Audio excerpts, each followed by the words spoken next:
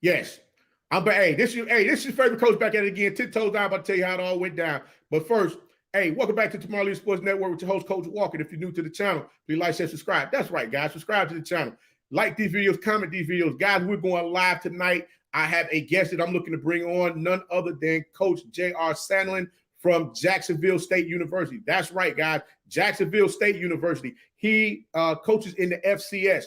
Let me tell you something. I'm going to break something down for you because this young man's resume is something serious, and I want you all to know exactly what's going on. Listen, he is the senior executive and tight ends coach for Jacksonville State University. Not to mention, he is the recruit coordinator. So he knows a thing or two about this recruiting. But listen, right now, you already know with June 1st coming upon us, we can't really get into a whole bunch of questions, but we're going to have a conversation so that we can get some things going so that everybody knows exactly what's happening. I know many of you out there say, hey, I need help with my recruitment. Hey, my son or my daughter has questions about this, that, and the third. So like right there, you see right there on the screen, I have Coach Sandlin's Twitter feed there for you to reach out to him. And I'm sure he'll gladly answer any questions for you after that June 1st date. Guys, let me tell you something.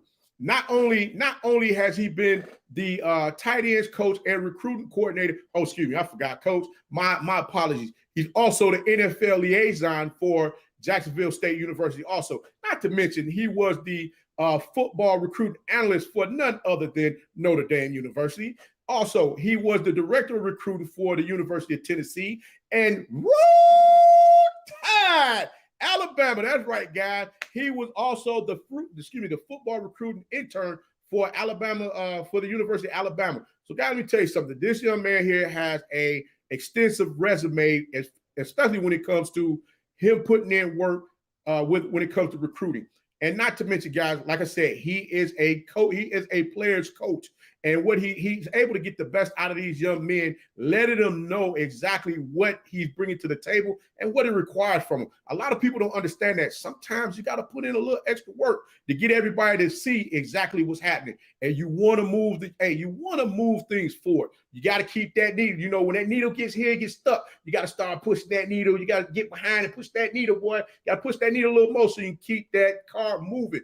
Like I tell you all the time, you don't put no gas in the car ain't gonna move. So guess what, guys? I'm telling you right now, you gotta go ahead and you gotta go ahead and just understand exactly what's happening here, guys. But listen, I'm waiting on Coach to come on and pull in because let me see, Coach. Hold on, Coach. Hold on. I'm trying to bring Coach on in right now. Let me see here. Trying to bring Coach on in right now. Hold on. Coach, I'm sending you the link one more time, man. Hold tight for me. Don't go nowhere, Coach. I got you. Hold on, Coach. Here it comes. I know Coach is sitting there like, man, wait a minute. What in the world? What in the hockey sticks is going on here? I ain't forgot you, Coach.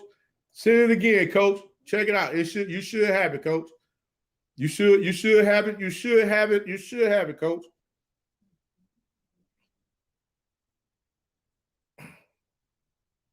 Yes, sir. But like I said, guys, hey, look, this Coach Sandlin and myself, we sat down, we talked roughly for about 2 hours. No, I'm exaggerating. We talked roughly for about an hour, but it was a good conversation that we had because there's a lot of different things just going on that many are asking questions about concerning, hey man, what do I need to do from the standpoint of recruitment? Remember, if your grades are not on point, there's nothing really you can do. I mean, if you don't listen, the exception is a 2.5. And that's what your Power 5 schools and all of that. If you don't have that for a core GPA, it's a wrap.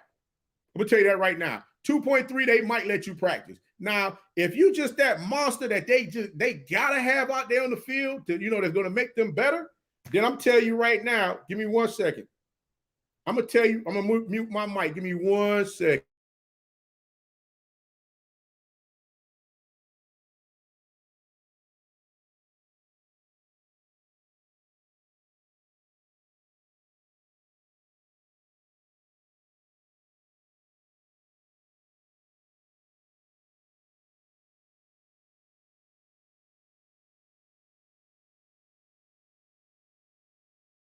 I'm still here, guys. I'm trying to get Coach on. We're having a couple of technical difficulties here. I got him on my phone right now.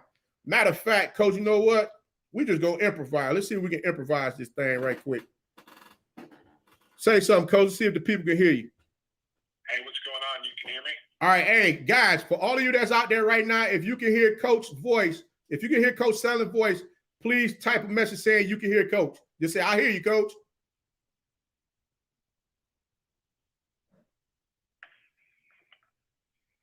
Say it one more time, Coach. See if they can hear you. Hey, how we doing?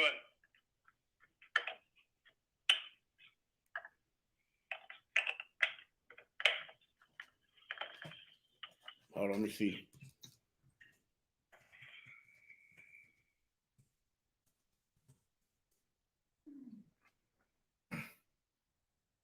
Say it one more time, Coach. Let's see if they can hear you. Hello, good evening.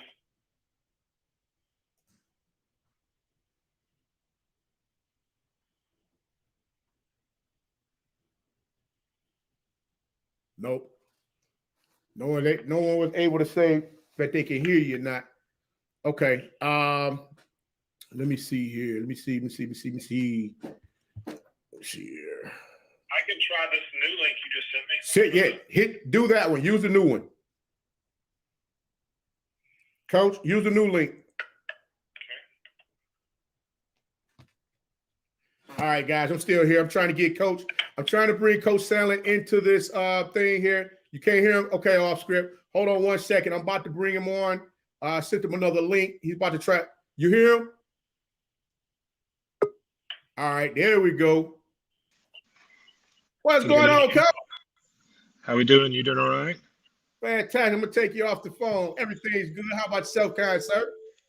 Excellent. No, I appreciate you having me on. You're good with just, obviously, you just asking me the questions, whatever the questions that might come up, or for any of those guys, they just can't ask them to me directly because that would be considered a recruiting conversation. No. And we don't want to have any of those.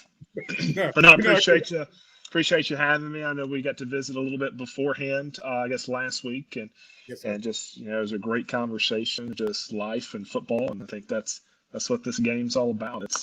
Football's a direct reflection of how you handle adversity and situations and planning, and it has so much to do with the game of life itself, because you never know what life might bring, but you get to determine the attitude, mindset, behavior, perspective, and ultimately heart you choose to have in return. Okay, you're right about that. Let me ask this question. I'm going to jump this question off right quick. With all that you're seeing right now with the transfer portal, do you think it's a good thing or a bad thing right now in this climate? Because you got so many, because there's so many there, but remembering that additional year was given to the students for them to stay and play another year because of the pandemic. Is that more so? Is it hurting players more so, or is it a benefit that, a lot of them are seeing this happening, deciding to reopen their recruitment?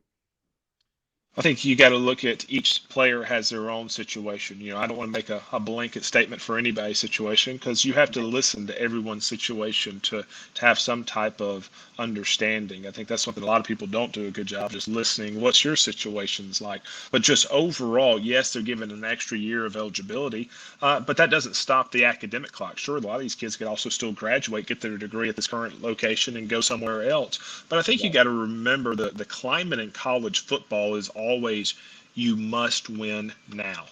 Right. I mean, if you don't win now, you're probably not winning later. And in the way college football is set up is, you think about the athletic departments. What are they looking for you? They're looking for you to win games, win championships, make money for the university, graduate players, and make sure you keep the kids out of the news. Keep no negative news. Those are really the 5 things athletic departments are really expecting you to have. So going back to the transfer portal, it proves the point that you're having to take players, programs across the country. They're having to take taking players that can help them do exactly what I just said, win the now. Like I mentioned, I think we mentioned when we talked last, 19%. Since 2008, 19% of FBS programs replace their head coaches every year. That's right. And when you take that 19 in 2 years, let's just take that 19 to 20%, and you're telling me 40% of FBS programs have replaced their head coaches, in 2 years, Right. year in and year out. Well, it proves the point. You're not going to get fired because you call poor plays. You're getting fired because you picked poor people. Right. You didn't find the right fit. And Right. anyone that's entering the transfer portal, anyone that's looking to get a scholarship, anyone that's looking to go somewhere and play at the next level, this kind of goes to that question that you asked. You need to make sure the plan that they have in place for you is Right. what you believe is and aligns up with your vision of yourself. Because at the end of the day of all this, what are we dealing with? We're dealing with humans, and when humans miscommunicate or poorly communicate their vision and their plan for you, and it doesn't align with what you believe, that's what creates discord, and you choose to transfer or leave. But going back to the transfer portal, look, college programs are going to go look for kids that can help them win the now right away. Right. And it's given these kids the ability to transfer whatever division. And Right. you take the pool. So for the high school kids, it kind of hurts them a little bit, as it really does, because a lot of the high school kids you used to recruit as developmental kids. You're not expecting a freshman to come in and play right away. If that happens, that's great. But the reality is they haven't adjusted to the speed of the game, the development of the game, so many different areas and criterias. But you're really ultimately now saying, here's a pot. Let's say I know there's over 5,000 kids in the transfer portal this recruiting cycle. So there's 5,000 something kids in that portal. Well, you're going to tell me we're going to go recruit 19,000 something high schools? And that portal, that's already kids that have some college coach said that you could be on the team.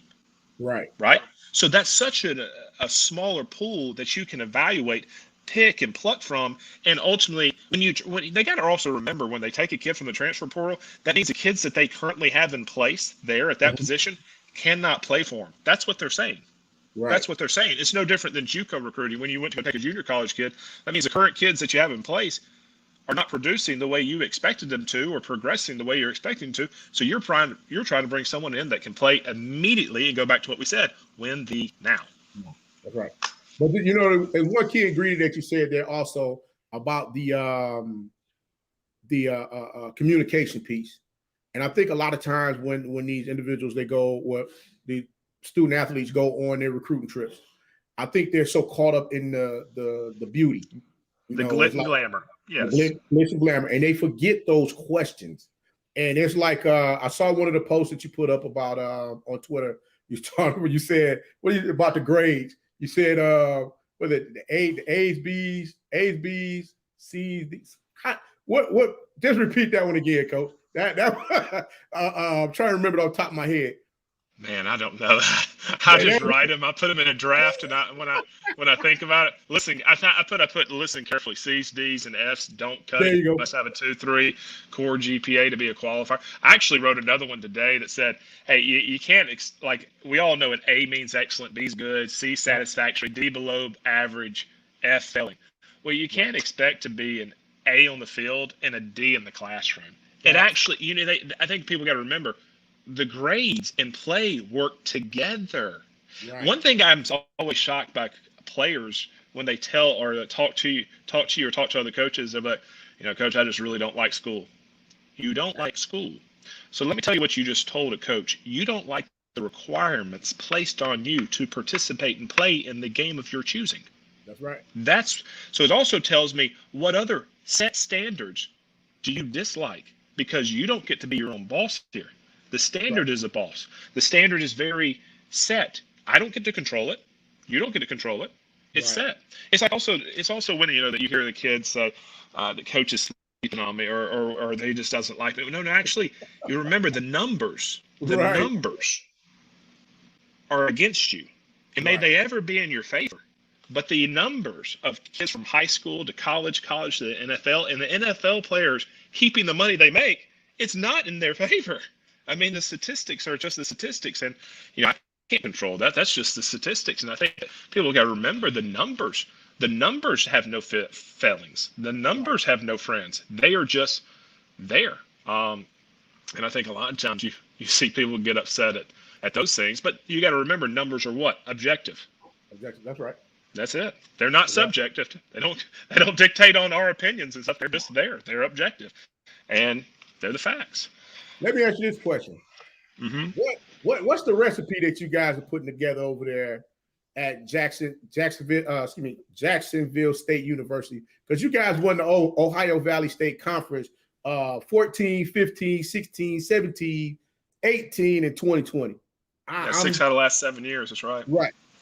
What is the recipe? Because I think a lot of guys don't understand what's required when you touch down on campus. Yes, you got to go to class, but you still got to put that work in on the field. And I mean, from the standpoint of workouts, nutrition, getting out there on the field and doing those things that's going to help move the team forward. What are some of those things that you guys are requiring over there? If that's a question that you can answer. Yeah, absolutely. I think a lot of times people forget we're just dealing with human nature, right? Just human behavior, and of course you got to think about the three things. You got to show up on the film. That's a given. Right. And humans have been picking players and picking people. Come on, what human doesn't pick their friend? Right. We've been picking people for a long time. So then let's just take the purest form of football. When you roll the ball out there in backyard football or PE football, we roll the ball out there. Humans know how to pick humans. And when Johnny catches the ball in double and triple and coverage and he's the first pick, it's not that the play works so good, it's because Johnny works so good. Right. So we understand how to pick people and picking that player and seeing that. And when you watch that highlight film, you also go back and watch the game film, because a lot of kids need to realize that highlight film is just a teaser piece. It is just a trailer to your movie. And the movie, which is a game film, is going to tell the tale of the tape. We're going to be able to see how you respond in situational football, not just highlight football. I mean, it's shocking so many times that kids will be like, let's just take a quarterback.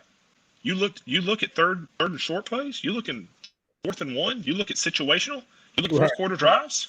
Right. Yes, we have to do a great job of doing our background, our research, because it goes back to what I said earlier. You're not getting fired because you didn't pick the right plays. You got to pick the right people, and it's no different in business. You got to pick the right people. I would almost argue, in a relationship, it's about picking the right people for yourself and for what your views are and your team and the mission. So it goes back to, you got to find the right player based off highlight film, because that's the teaser and you watch the game film. I believe in watching game film. We do a really good job of that. Secondly, the grades. Do they match out? Because either you're a qualifier or you're not a qualifier. If you're not a qualifier and we have identified you early enough, now we can give you a plan to help get you to be a qualifier if you have a chance. Maybe you don't have a chance. Maybe JUCO's for you. But that's ultimately, when it comes to grades, will you be a qualifier, at least for us, and can we get you in school? But I think the third part is the tougher part. A lot of people do not take the time to do. It goes back to what we just talked about, picking people. And that's picking behavior. That's picking attitude. That's picking mindset. We have to find people who love the journey, who love work, who love the process, because the reward. Think about this. When you win the game and you win the trophy, well, you're going to spend 5 minutes looking for the trophy so you can take a picture with it. You're going to then take a picture that took 10 seconds to take. Then you're going to post it on Instagram or Twitter, and it's going to be in the algorithm for what? 8 to 12 hours? Right. And you're going to get your little likes, and then it's over. And then let's get to the next day. Let's get to when you get the ring. You open up the ring box, took all 5 seconds. You're enamored by it. You're like, wow, this is great. Then you post this picture again. 8, 12 hours. So I say all that to say the reward that you're getting is so small amount of time. You have to love your work. You have to love your craft. You have to love the day-to-day grind. You got to find people that love so much the process and what they're doing at the time they are choosing to do it, because that is the type of people you're looking for, because those are the people that do what in life? They inspire. And you're excited about it because they're like, he don't even care about the reward. He is so passionate about his work and what he's doing at the time he's doing it. He believes in it. And that gets people fired up. And I think that you got to do a great job of asking tough questions. I mean, that goes back to everything. And I think that's something we've done a really good job of here, is trying to figure out, do you love and have a passion? Are you excited? And one of the ways you can figure that out is, are they excited about it when they talk about it? Come on. Humans feed off other humans' energy. And whatever energy you're feeling towards what you're doing, you're going to show. It's just That's natural. Right. That's right. Oh man. Ooh. Coach, you hit me with one. Oh man. Okay. We talk about the film, right? Jumping out on the film. Now you got a lot of individuals, a lot of these athletes, they're putting their film together for them to send out the huddle films, things of that nature, right? Best recommendation: 2-minute clips of your best plays. Do you recommend having a couple of plays in there that are kind of, they were good, but they weren't that good? Or are you looking for those home run hitting plays all the time? Or are you looking for like an 11-minute clip that's showing just a variety of everything? Well, first you're making the trailer, like we talked about. It's just a quick highlight. And your film, I don't know who you are, right? Nobody knows who. We don't know who you are until we see you. And we all know humans have one chance to make a first impression. That's right. And whatever that impression is going to be that impression. Just for example, let me hit on this. You go to camps this summer, what are these coaches going to be doing? They're going to be sizing you up to see if you have the size for the position. They're going to see how athletic you are. Because, you're going to football camp, and it's a lot of athletic drills. They're going to see how athletic you are. And then they're going to see how you compete with your behavior, your mindset, what you bring to your effort and your work. They're going to be watching those three things real quick. Right. So it goes back to, with your highlight film, you better wow them right away off the bat. What are your best plays? And the greatest way that you can determine that, does it wow you? I think, I can't believe I did this. If it answers that question, put it on there. Wow. Wow. And more importantly, I think a lot of times kids don't realize you got to go back and do a little bit of research, where if you think you can play at a certain school, go and look who they offered last year or the class before. More importantly, go see who they took as commits. Huddle has all that film. It's out there now.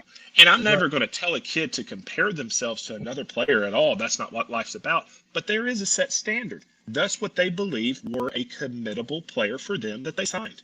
Right. Do you look like that? Also, when you're making your film, do you have clips like that? It's very simple. Why would you not when the tools are there? I think a lot of times people don't think about that aspect, but it's no different than NFL. For college players. I had a kid that was a receiver, and I asked him, and he ended up getting the opportunity in the NFL. And he said, what should I work on? I was like, look at the last top 5 receivers drafted last year. Just see the top 5.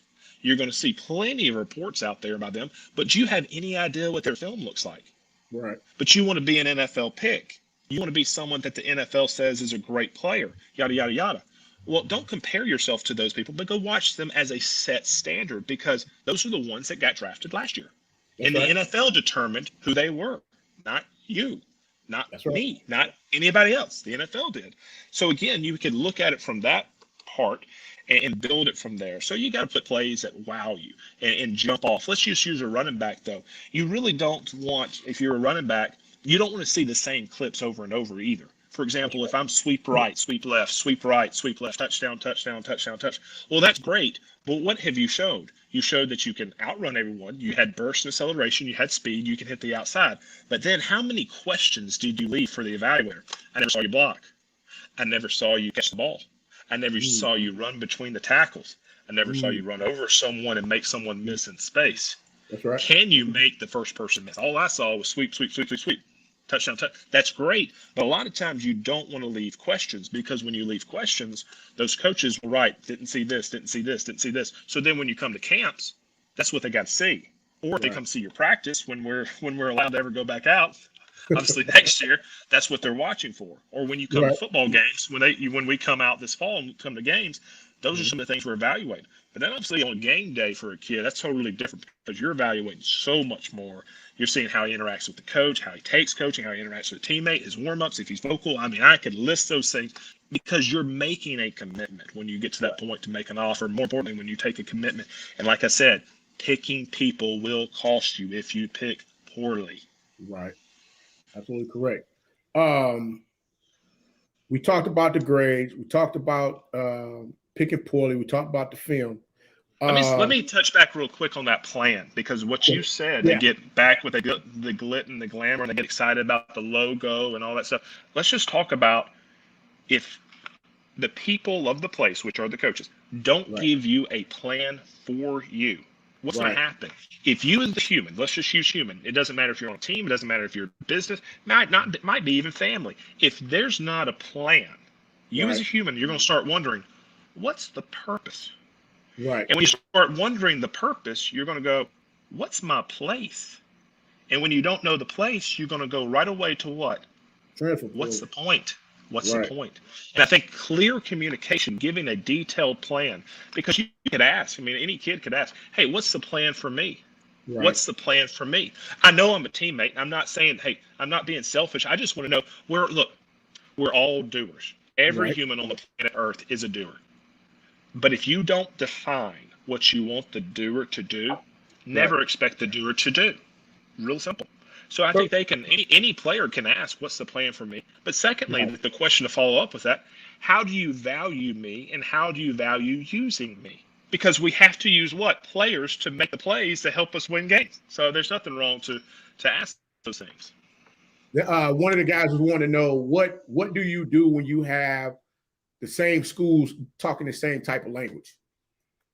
You have to do a really good job of researching them, just like we're researching the recruit. You got to ask tough questions.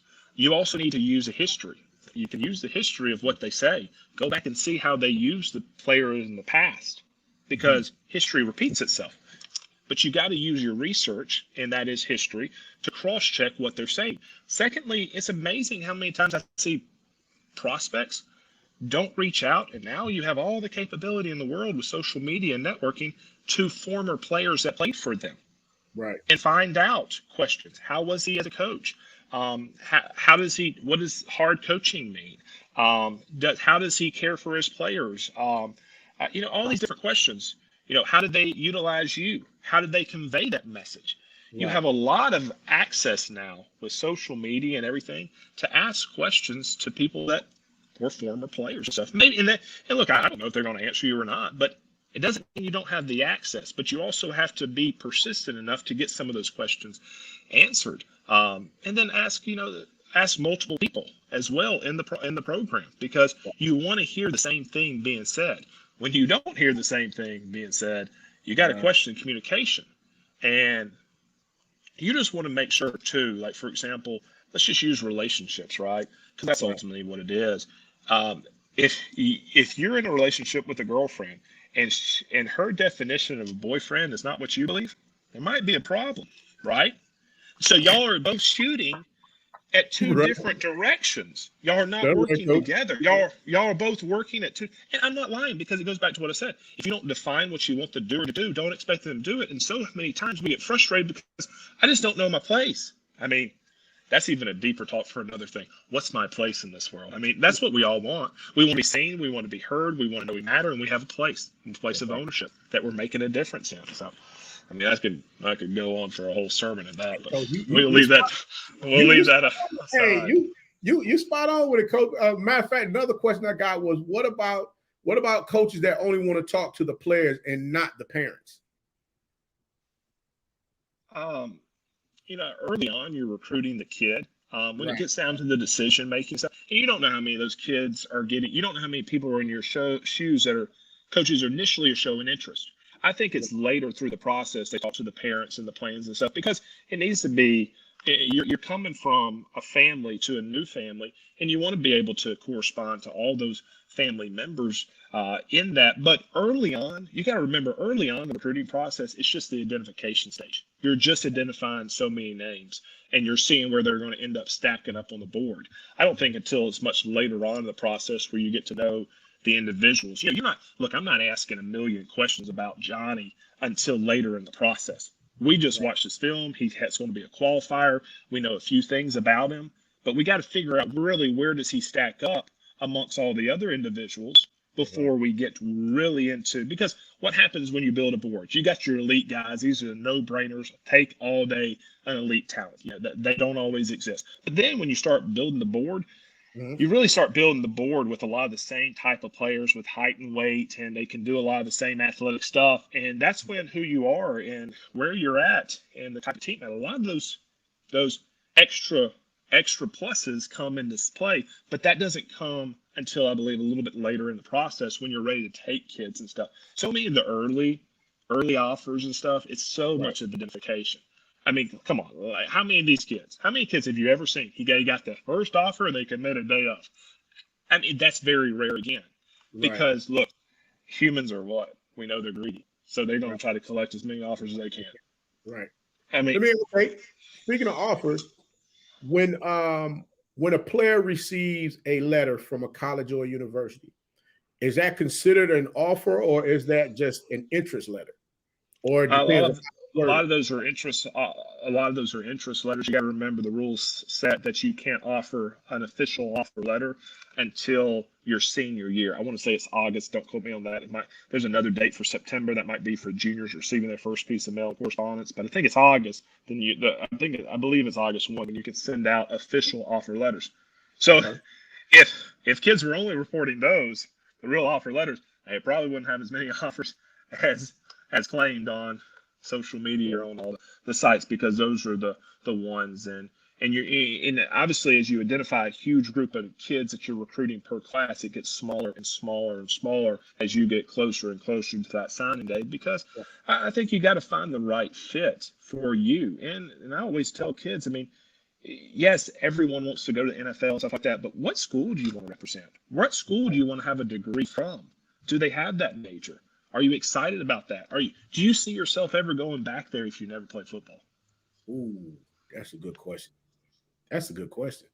I mean, and those are practical questions the individual can ask for themselves, because we know this. We'll never get upset with locations.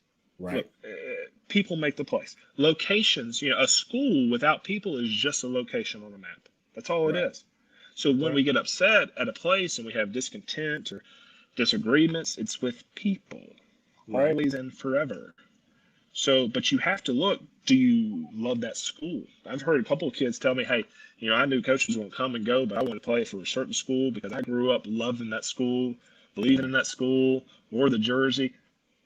And that's what it was. And you had the reward of getting that degree and being a part of that alumni, then ambassador, a donor, or whatever it is, and new recruiter for that school. So I think a little bit of the misconception is everyone's trying to make it to the league, and I'm not saying don't have that dream. I think anyone that's doing sports and they're excited about it have that. But I think also you have to look at the little practical sense too of, will I enjoy being a part of that school of my choosing? Because again, it's your choice, and you want to figure out what they do for all of their students too, and how they build an incredible experience. I think that's something that's important. What type of experience is this school, minus football, creating for their students? Because that's what you are. You're still a student. That's right. You kind of took me back to like when we was talking before about a lot of these young men. They just don't have that plan. They want to do, but they don't have the plan. And I think we touched on plan earlier, where they see the bright lights, they see the glitz, they see the glamour, don't understand what all is required for them to actually touch the field. I mean, I know you guys get a lot of players every year that you may recruit that comes into your program or to your organization that they have big dreams of playing, but they just never pan out and touch the field. I mean, what would you recommend for players like that to do to get themselves ready so that they can come out there and become a part, or be able to come out there and be able to provide the program more? Because I mean, staying on the sideline or just being on the practice team, that's not going to be enough for a lot of these young men. And they tend to think that, like you said, coach hating on me, or they don't want to allow me to do this, or they don't want to allow me to do that. What do you recommend for something like that? So it sounds like a lot of times you just need feedback, but you can't just text your coach. Regular communication is face-to-face, the truest form of communication. A lot of times I need feedback. And a lot of times the feedback you get might not be what you want to hear. Right. So that's just being completely open and finding if that's where they see you. You always got to have an idea where that program sees you and how they plan on utilizing you. But going back to that first part of the question, how can you better yourself? Well, if you're only doing what the team's requiring you to do in high school, you're not doing enough. You're doing what the set standard is, and just you're doing what everyone else is doing. And if you're going to be like everybody else, do what everyone else is doing. But if you want to stand out and do differently, then you're going to have to pour in more. And then you have to have a plan on being you need a detailed plan on how you're going to do it. It's great to say this is what I want to do, but this is also how you're going to do it. It's like baking a cake. My end goal is the cake, but I'm going to have what? The ingredients and the steps to work together to get to that end goal. So you have to clearly define what your end goal is. Is it making it to college on a scholarship? What type of plan are you going to do? Have you looked at what type of kids they took in the past? Are you only doing what the team has required you to do? Are you going, let's just take a tight end. How are you getting better today? Are you going out to do a whole bunch of different drills? I did some routes, I did some blocking, I used my hands. Or like, how good did you actually get today? Or can you say, hey, on Monday, I'm going out there and only focusing on steps. Tuesday, only focusing on my hands. Wednesday, only focusing on routes. Thursday, only focus on perimeter blocking. See how much better you could have gotten and how much percentage you could have gotten better. It's like a sprinter. You're going out there and going to run 10 sprints with 10 different starts, or you're going to go out there and run 10 sprints with one start. How much better did you get with that one start? So I think having a detailed plan that you have to create too. I mean, I also believe, what type of gas are you running? You got to be someone that runs on their own gas. What does that mean? Self-motivation.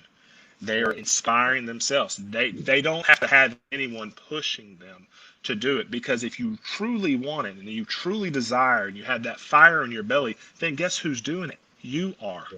You are.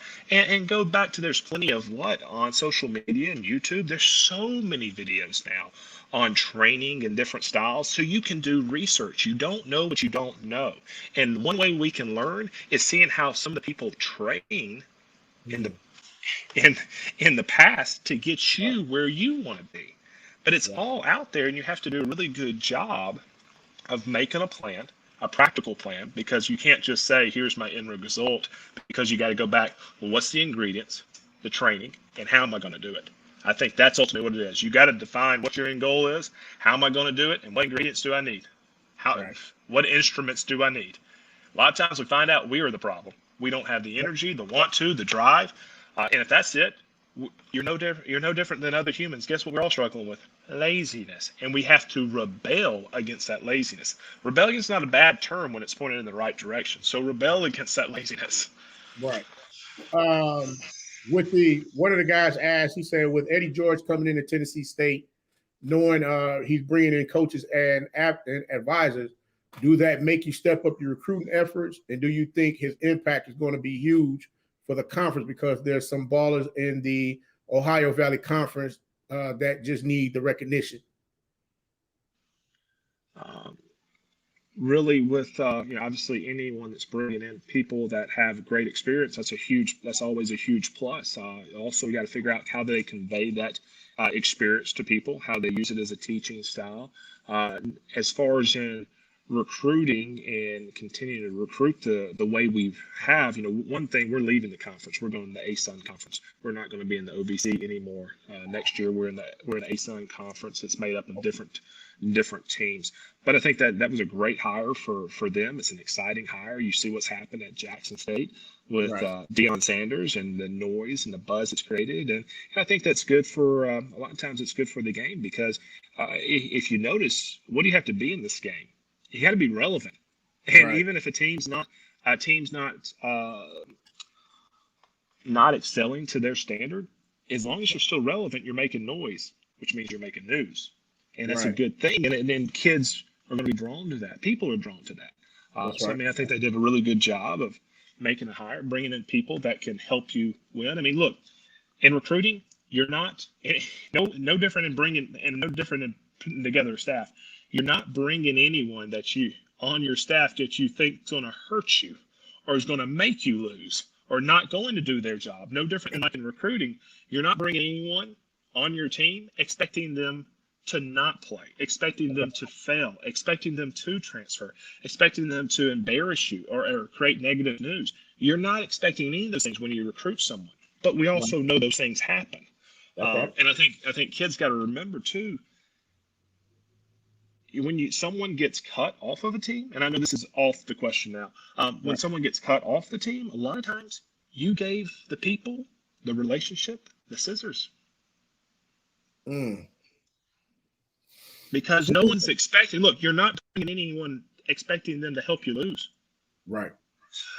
To make poor choices, all those things I just mentioned a second ago. And you got to always go back to, what do I control? Behavior, mindset, perspective, ultimately my heart. And I get to choose who I want to be on a day-to-day basis. I get to choose the teammate, the worker, the person I want to be. So I'm always saying, tell everyone to be the teammate that you want. Go be the change you want to see in this world. You go be the teammates you want in this world. That's right. Don't worry about everybody else. You just go be the teammate. Let me ask you this. So you started out at Alabama, Roll Tide, Alabama University, as a recruiting intern. How was that job?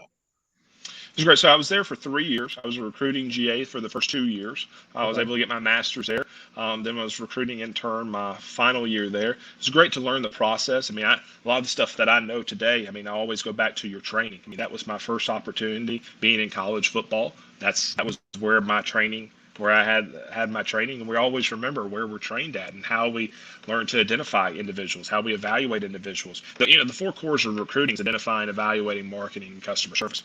It's also the 4 cores of what? Sales. You got to identify your customer, identify the recruit, evaluate your customer, evaluate the recruit. Once you like it, you got to do what? Market to the customer. And then when they finally show up on campus, it's all about customer service and what can I do to serve you or serve the person coming to the car lot to buy the car or whatever it is. And really learning those cores. It was great because I love the structure there. I'm a structure person. I love the set standard. The way Coach Saban runs the program there is incredible. There's a set standard. This is how we do things. And I love that. That's everything was clearly defined. The doer knew how to do what was expected because it was all clearly defined. And I think that's creating clear communication. Those are some of the principles I took away from there. Having a structure, having clear communication, defining what you want everyone to do on a day-to-day basis, having a plan, having a detailed plan, understanding the end result, knowing the ingredients to get there and how we're going to do it. All those things are great takeaways from that first experience because it's kind of created who I am today and the success we've had. And everywhere I've been able to be a part of has been successful. And I think success breeds more success, and just seeing how that outline is and how everything forms together has been a huge part of just being able to have some success. I understand more importantly, any success that any human has is, well, I couldn't create success. So it's going to always be God's success through me. So I just think about it that way, but he's obviously blessed me with a lot of opportunities and to have some success in this industry. And I think more importantly, as you have success, your job is to do what we're having this conversation, sharing it with others and helping other people through their journey, because the greatest success you can have in life is what? Seeing another succeed. That's right. Because I was sitting here looking at your resume. Football recruiting analyst at the University of Notre Dame. How was that? That program, man. Oh my goodness. I'm putting it out there, Coach. Me being a Michigan fan, dealing with Notre Dame. Oh my goodness. We at the bottom of the barrel right now, but I'm just saying, you guys bring the pain just like no other. Matter of fact, back in and this was before you got there, back in the I'm saying the 90s, you guys they had recruited Jerome Bettis out of Detroit, Michigan. He went to Cass Tech High School. And that young man was a load just from the time when he left high school to going to Notre Dame and then going into the pros. It's just Notre Dame always seemed to find those right pieces. It's like those character pieces. You don't have character with dealing with Notre Dame. It's like they're not gonna look that way, so to speak. It's just like correct. And that's one of the things I took away from Notre Dame. from Notre Dame, you had to do, like you said, one thing that was important to us there is RKGs, right kind of guys. You had to recruit a Notre Dame type of guy. So what do you have to do? You have to ask a lot of questions. And you have to ask a lot of questions to individuals who might not necessarily have a dog in the fight. A lot of times a coach is going to tell you, a high school coach or a high school position coach is going to tell you a lot of things that you want to know based off the kid because they want to see the kid have success. And there's nothing wrong with that. Like, you should want that. But you also got to figure out what type of teammate will he be. So you have to ask individuals who don't have a dog in the fight. Ask teachers. One of the things I enjoyed probably a lot was I enjoyed looking at a transcript, seeing that an individual, and this is just some of the training from Notre Dame, seeing an individual maybe had, I don't know, let's use a hypothetical, a 60 in English. Okay. And now in his senior year, he has an 85.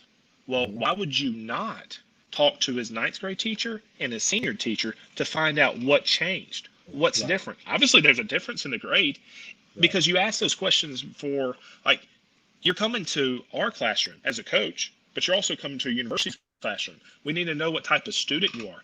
Do you ask questions? Where do you sit in the class? Are you a class clown? Do you come prepared for class? All those questions are questions you just ask a teacher. Would you want him again?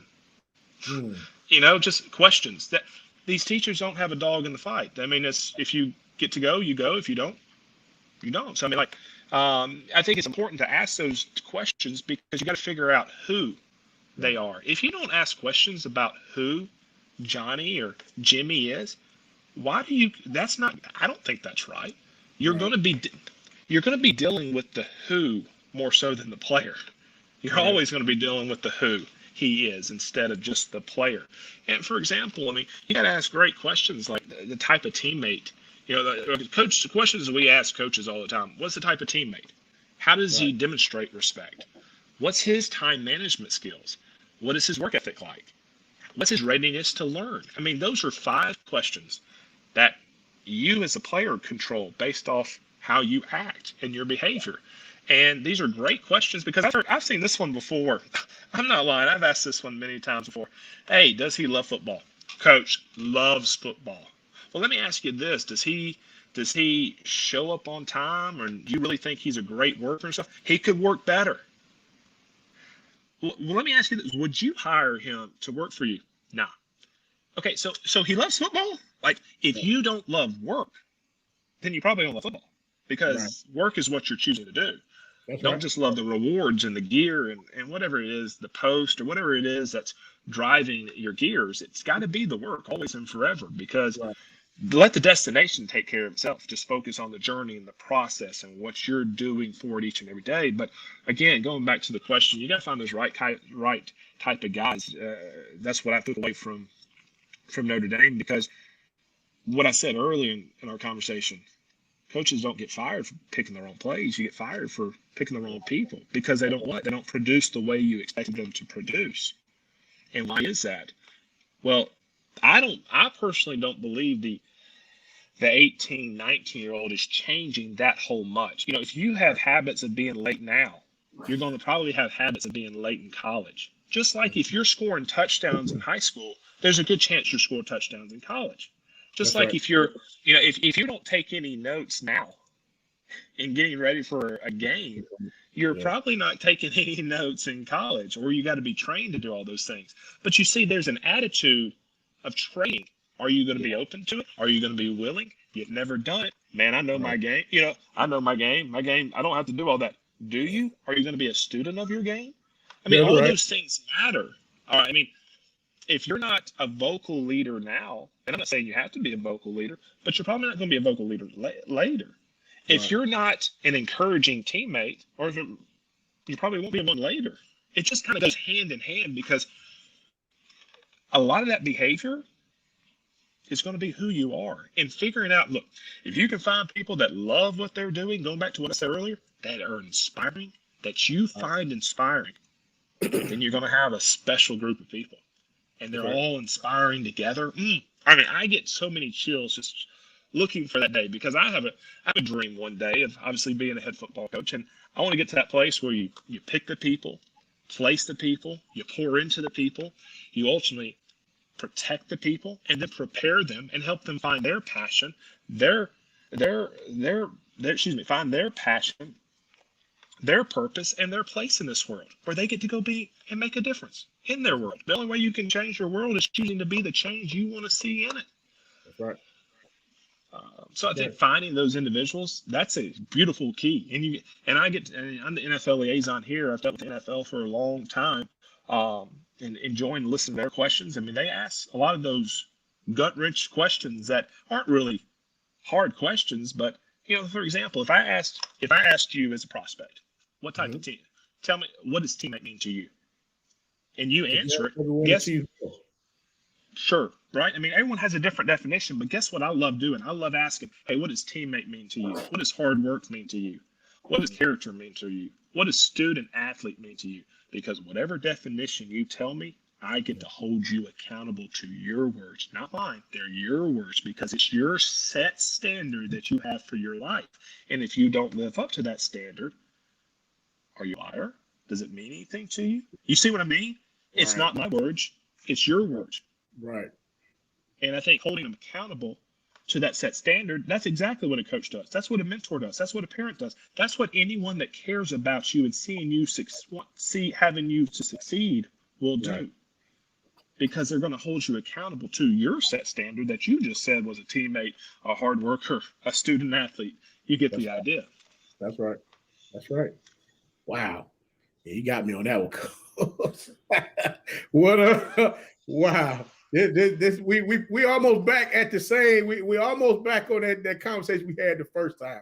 It goes back to what we mentioned earlier. Hey, what is a boyfriend? What is a girlfriend? If you don't define it. Yes. It goes back to one of the questions you asked earlier. How are you going to make it to the next level? Well, what do you think it's going to require to make to the next level? How many people have you spoken to that's made it to the next level that's going to be able to tell you and convey a message of what you need to do? And it goes back to how much research and how much are you defining what you're wanting? What is your set standard? I mean, you better be working harder than everyone on the team. Do you think a lot of these student athletes as well as collegiate athletes, do you think they really do extensive research as far as where they're looking to be recruited and what it takes to go to the next level? Because you hear so many stories on the back end of, well, I did this, but they were looking for that. And I'm like, there's something missing in between. I mean, I get it. I'm not going to say someone is just telling us a fairy tale. That may not be true. But like you just said, accountability. And I think a lot of times people don't understand that they must be held accountable. I don't know if it's because of how things have gone for them, how things may have went their way while they were in high school, how things may have went for them while they were in college. And matter of fact, I can even go to, and we were talking about before with a lot of the guys in the youth, where you see these kids coming from youth sports going into these high schools now, and because they were a park legend, they feel like, hey, the high school's going to treat me the same way that they treated me at the park. And I'm like, it don't work that way. I'm like, if you're not coming in here stepping up your game a little higher than what you did where you were previously, you're going to be sitting on the sideline holding a clipboard talking to me. I mean, that's just the way I see it. Well, it goes kind of everything that you just mentioned and what I mentioned before about everything.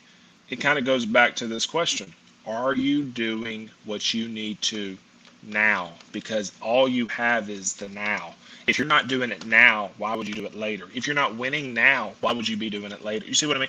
If it goes back to, sure, everything you've accomplished to this point, you almost have to forget. Yes, it's great to have memories and enjoy, but someone is coming. And if you have to be the best competitor now, and it's always about, are you winning the now? You hear all the time, win the day. Well, to win the day, all 86,400 something seconds of the day, you have to win now, and win now consistently. And that's when you see some of the elites and the greats. They want to make you quit. Are you playing the game in such a way that your opponent wants to quit? Because you got to play that hard. You got to play with that type of mindset, that drive, that fire, that passion, that purpose each and every time you hit that field, because you have to win the now. That's right. I mean, that's reality. Are you embarrassing them? And I'm not saying do it with poor class. That's not what it's about. But people know. People can watch the film. People can see. and they know, but they also see the competitor because they're like, this guy keeps coming.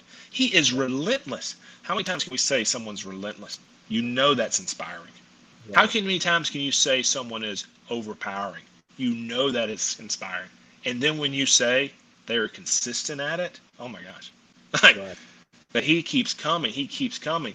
And you have to keep setting that bar in your own life where that fire and that flame gets higher and higher and higher of you winning that moment today. And you can never take that moment off, because the moment you do, someone else is itching.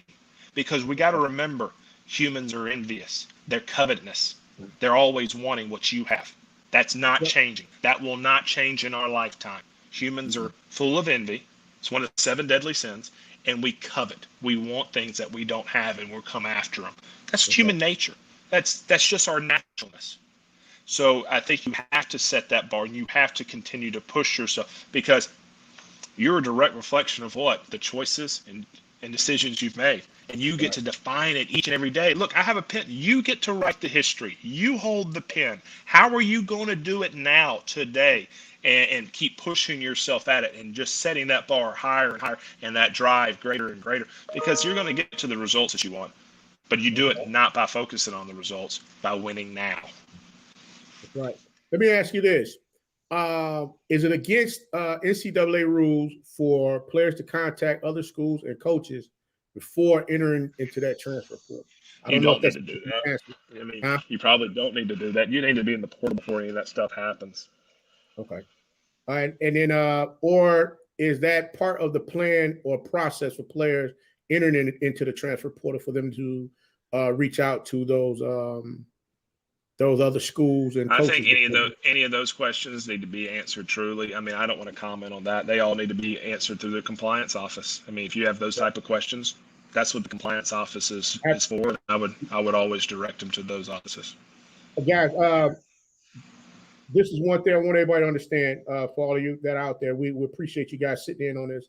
There's compliance officers for the NCAA, NAIA, as well as JUCO as well. So you guys got to make sure you touch those 3 governing bodies to see what they require for you to do, because there's some things that are slightly different that you have to really get in there, dig in, and get to that information so that you know.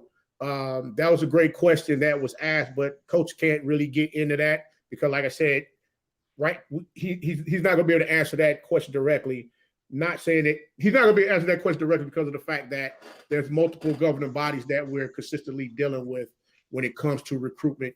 Because you got NCAA and you got NAI. Well, they're 2 different, completely, not necessarily divisions, but 2 identities. You mean each of them all have their own, like you said, governing rules. And if you have questions like that, you need to always direct those to those compliance officers, or even the NCAA. I'm sure they got a hotline number. I don't know it. I would have to Google it if they have one or something like that. But if you got questions, I'm sure they can help answer. Yeah, I can. I got some information. I can push where they can actually go grab that from both NCAA and NAIA. I actually did a couple of videos on those in the past, providing that insight on where to go, because even with the and this is just me speaking, this is not Coach speaking, even from the not the portal, but the clearinghouse, the NCAA and NAIA both have 2 different clearinghouses that you have to go through when it comes to your recruiting. So definitely want to make sure you go in there and check that out, so that you're well aware of what's going on, so you don't get blindsided by any questions that you may have. So that's basically what we're trying to get you guys to see on that. All right. Yeah, like what you said, you do your research. If you don't know something, you got to go to those people that do have the answers, and those are the governing bodies that would have those answers that can help lead you in the right direction. Oh yeah, Coach. Like I said, I appreciate you. I really. I know a lot of guys. I know a lot of people that's on there wanting to ask questions, and I know you really can't get too much into anything right now because of was it June 1st? After June 1st, I guess. Well, after June 1st, that is, that's when camps open up. Right. Obviously I can't talk about watching or evaluating an individual's film. I can't answer any individual recruiting questions. Always focus on the big, major, kind of the stuff that we mentioned already. What to expect when you go to football camps. Like we mentioned earlier, they're going to identify size, they're going to identify your athletic ability and how well you compete. Yeah, you're going to have limited reps. That's part of it. Everyone has limited reps. You only get what you get, but you get to choose what you want to do with those. How are you going to compete? How are you going to respond? I mean, it's all part of football is a game of life. Life's full of adversity. How will you respond?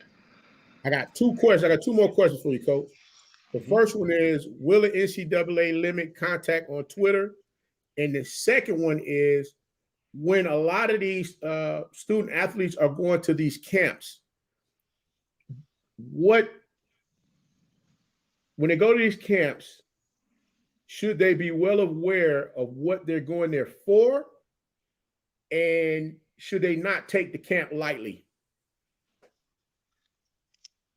I'm trying to position that question, Coach, because we just talking about June 1st. We can't. How I want to position that question to ask it.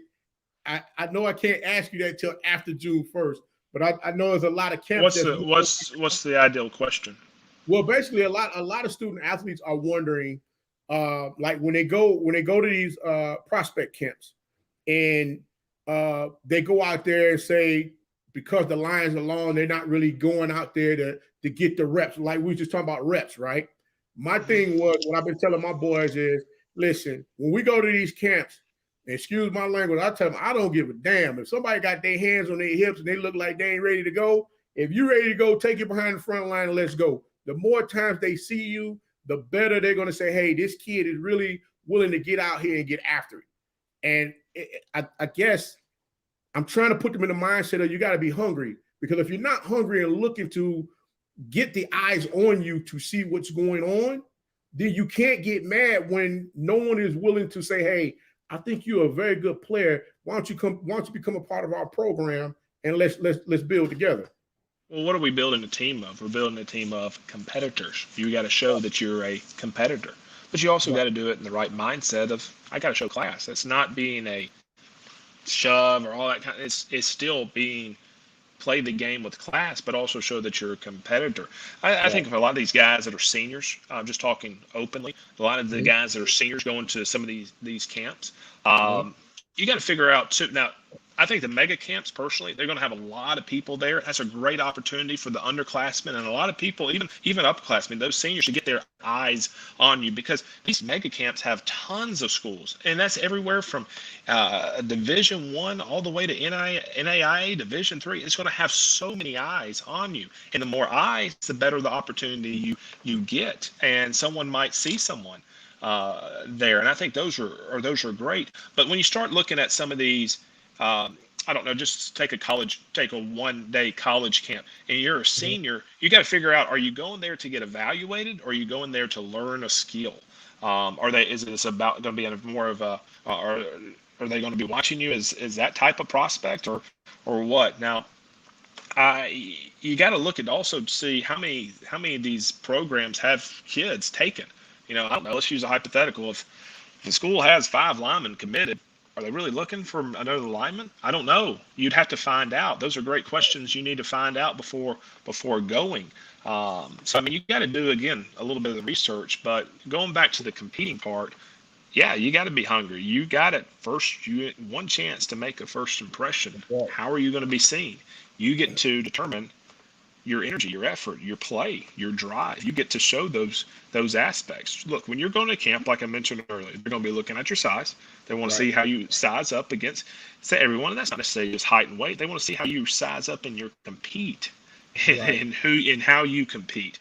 Because it's not, I think people forget when you're watching film and highlights, it's not that you're scoring touchdowns, it's how you score touchdowns. It's not that you're tackling, it's how you tackle. It's not that you're breaking tackles, it's how you break those tackles. I mean, that's the difference between the greats and the not. You go to, think about it this way. I use this example all the time. You go to a T-ball game. Everyone's hitting the ball, all that kind of stuff. There's a winner, there's a loser, but there might not be an athlete out there, because It's all about how you play the game. Right. There was a winner, there were stats, but there might not have been an athlete out there. I've seen high school games that way too, where you're like, but no one stood out because it's all about how you do it. And that's why you can't, like, if your team doesn't have any Division I players, you have to look at what was taken in the past and look at their film to say that was a set standard that school took, and I need to compete to that level. Not necessarily playing level, all that kind of stuff. I'm talking about the how part. More importantly, because look, I get it, you can't control your class, you can't control your division, your region, where you're currently at, location. I mean, a lot of that stuff is out of your control, but you can definitely control how you play the game and how you compete, all those aspects. The question I think you said on Twitter. Will the NCAA limit contact on Twitter? Not that I have heard or anything like that. I mean, the communication right now is you can talk to juniors. That's class of 2022. You can't talk to class of 2023, I believe it is. I think that's the sophomore class until September 1. I'd have to check on all that again. But I mean, right now it's a class of 2022 that can receive mail and receive Twitter correspondence. Anybody can receive a camp invite. So I know you see some kids that are 2023, 2024, 20, whatever, they're post camp invites. Well, anybody can receive camp invites. That's anybody. So, I mean, some of those things that fall in those categories. Yeah, definitely, because it's camp season now. I think you've seen me post a cajillion of those on my timeline. Every time I look up, I'm like, okay, somebody got a camp coming. So I'm like, hey, I'm trying to post it out there. So, these young men got an opportunity to see, young ladies too, because I know there's some out there that do play. They have an opportunity to go out there and showcase their skills to see, what exactly it is that they can bring to organization. Like I said, Coach, you've covered the bases on a lot of different things as far as what's required. And I know for a fact, I know these guys are probably going to want to see you back on again after June 1st. I know you got recruiting coming up. You're getting everything in place for when you guys reporting back to camp. Oh man, our kids, some of them are currently back. I'm starting summer school. I have to go back and check the date when summer school started, but a lot of our guys coming back in June. We played that whole spring season. We played 2 seasons. I mean, we did almost 10 months of football straight with that fall season, the COVID, and then we played our conference this spring. So we wanted to give our guys some time to get away. You got to be able to rest and recover. I think that's always important. You can't just train all day. I mean, even God took the 7th day for Sabbath for rest. And I think that's just a prime example of when you rest and you recover, you heal to your body, not just go the whole time. So we're trying to give some of our guys some time to get away from it, see some of the family, get your mind cleared from things before we get back after it. Start this new FCS ASUN conference is what we're going into for this fall. I have to look at the schedule. I have not looked at all the schedule and everything, but it's going to be an exciting year. Hey, definitely. Let's make sure we keep in contact. I like to try and get over there and check out one of them games too. I got one last question, Coach. And they want to know, what advice would you give kids in the 8th and 9th grade? 8th and 9th grade? 9th grader is already in high school. And if they're playing varsity football, that's going to be a good thing. Because take a Leonard Fournette. Leonard Fournette was an 8th grader playing varsity football, if I can remember right. And the earlier you get seen on varsity film, the earlier your recruiting can really start, because now it's no different than the NFL scouts ask, is this a 2-year starter? Oh, this is a 3-year starter. Oh, he's a 4-year starter. You see what I mean? Right. And I get some kids are not in the position based off their high school and situations there that can be a 9th grade starter. I get that. But if let's go middle school. If you're a middle schooler in that 7th and 8th grade, I would definitely be focusing on my mobility, my stretching, my flexion, my burst and acceleration, functional strength. I mean, if you can't do a squat, bodyweight squat, why are you putting weight on your back? Right. You need to be able to use a lot of functional and really work on that athletic ability. So that's balance, body control, flexion, burst, acceleration, functional strength, core. I would really focus on a lot of those pieces because, just in that middle school phase, you got kids going through the puberty and stuff and growing and getting longer and taller. You get the idea, and you need to do a really good job of stretching and being able to be very mobile in your frame. And I think that's what you got to focus on really as a middle schooler, focus on your athletic ability. Really making sure, because what is an athlete? An athlete knows how to use their body in space for the sport or the position that they're playing. So really focus on all that athletic ability. As a ninth grader, if you can play varsity, that's great. Try to play varsity if you're in that situation. If not, a lot of teams have ninth grade teams. It's just different across the board. But why would you not start studying who some of the players to set a standard off of? I mean, now you got plenty of times to research of who some of the people are that have gone before you if you want to get an opportunity to go to college and stuff.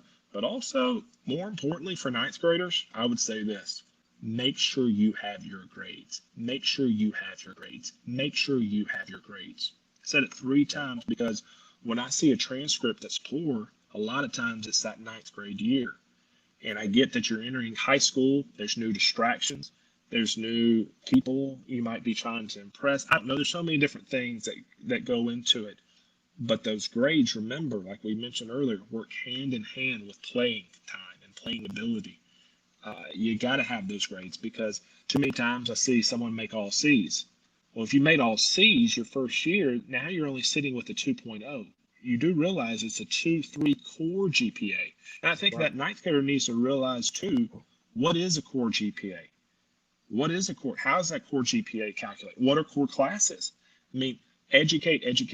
We don't know what we don't know. So I'm always harping. It's basically a cycle. What that ninth grader has to do, the 10th grader is constantly working on that. But that ninth grader too can go back to what I mentioned. Talk to the high school coach. Find out the plans. If you're not on varsity, what can you do to better your game? Because a lot of the things that, I might see on film, that college coach a high school coach can see too. Hey, you need to work on your speed. You need to work on your long speed. You need to work on your burst and acceleration. You need to work on your point of attack. You need to work on whatever it is. And those are things that are practical, and make a plan to start working on that. Then also talk to the coach. What value you see in me for the team? Where do you see me fitting? Where can I make a difference for our team and help us win games? There's nothing wrong by having those conversations and setting a standard and having an idea where you fit in and what piece you will play, because that's the beauty of football. It requires the whole body. I can't just be an index. You might be the index finger, but it requires a whole body of individuals that are all different shapes and sizes, background, everything. It's amazing. And we all get to play it, from skinny guys to big guys, everyone. And there's a place. But I think understanding the plan that people, because you're a ninth grader, you got a lot of time. I don't have no idea what class that would be at this point, but having a plan in place, understanding where they see you, what value would you bring to the program, also focusing on those grades, because if you don't have the grades in high school, no pass, no play. I mean, they set that a long time ago. So making sure you have the grades needed so you can play, and then also focusing on those core classes, which are English, math, history, and in science. Or social studies, history, and science. They threw their foreign language in there too. That's right, and the foreign languages, and making sure you're doing a great job in those core classes, because that's going to make up your core GPA. I think understanding what your cumulative GPA and core GPA are huge, because and once ninth grade hits, that transcript is getting locked in. I mean, those classes that you're making. And then if you don't do well in your ninth grade year, does the school offer summer school? Can you replace some of these classes? I mean, go ahead and start doing it now. I mean, like I said, if you make all C your freshman year, you're sitting at a 2.0. Cool. Right. You got to have a 2.3 or higher. I got 2 more here, Coach. One was, what prompted the move to the ASUN, and how does credit recovery affect a student athlete's transcripts in high school? With the moves at ASUN, I mean, that's the athletic department. That was their choice to do. I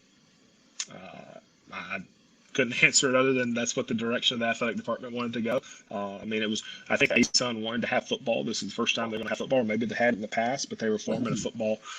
They've obviously been a conference in the past, but they want to have football, and we're trying to get teams to be a part of that football conference. I know us, Kennesaw State, Central Arc, Eastern Kentucky, North Alabama, they're all a part of that A-Sun, going to be that A-Sun football conference. Credit recovery. Remember, your 10 credits get locked in before your senior year. So you just got to make sure what credits are those. I mean, that's kind of like with the NCAA eligibility center. As you finish those transcripts and stuff, you want to make sure you send those in. I think it's important to figure out after your 11th grade year, send that transcript in. What is your core GPA now? Remember, you can always take one class post-graduation that can recover a class. But, I mean, if you get behind early, you need to look at some summer school and stuff like that.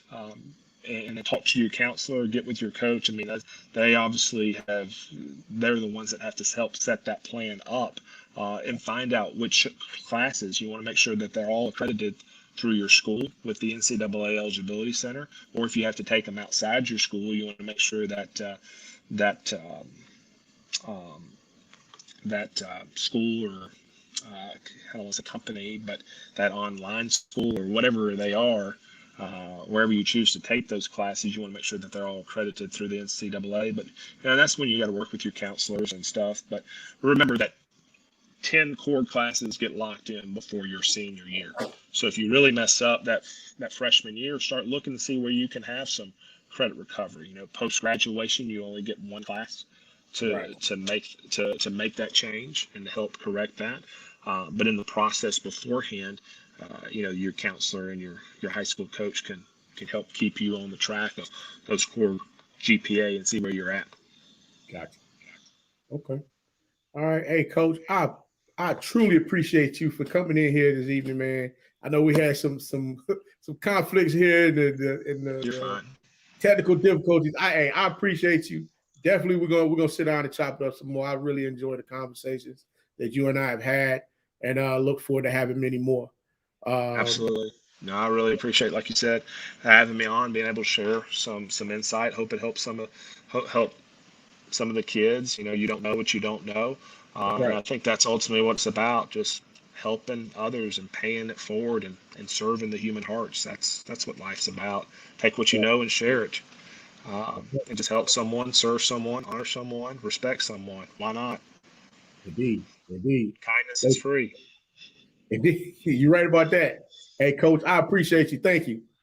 You got it. My pleasure. Have a good night. All right. Talk to you soon. All right. Bye-bye. All right, guys. Like I said, hey, leave me some comments. And, hey, Scotty, I appreciate you. Hey, let's get those likes up, guys, on the content that we just shared this evening. Listen to me. If you guys want to see more content like that from coaches that's giving some insight as far as what you're recruiting and things that you need to do to better position yourselves so that your student athlete or your collegiate athlete that may be having some situations that they need some help with, hey, leave me some comments, guys, and let me know what you want to see. I'm going to bring it to you. I'm gonna bring you the heat. However you want it, I'm gonna bring it to you. So listen to me. We getting this train moving, guys. We got some phenomenal things going on right now. We make some fast friends out here, and like I said, there's people that want to sit down and talk. And guys, like I said, I appreciate all of you for rocking with me from the bottom of my heart, man. And you already know, be the one and lead. I'm gone.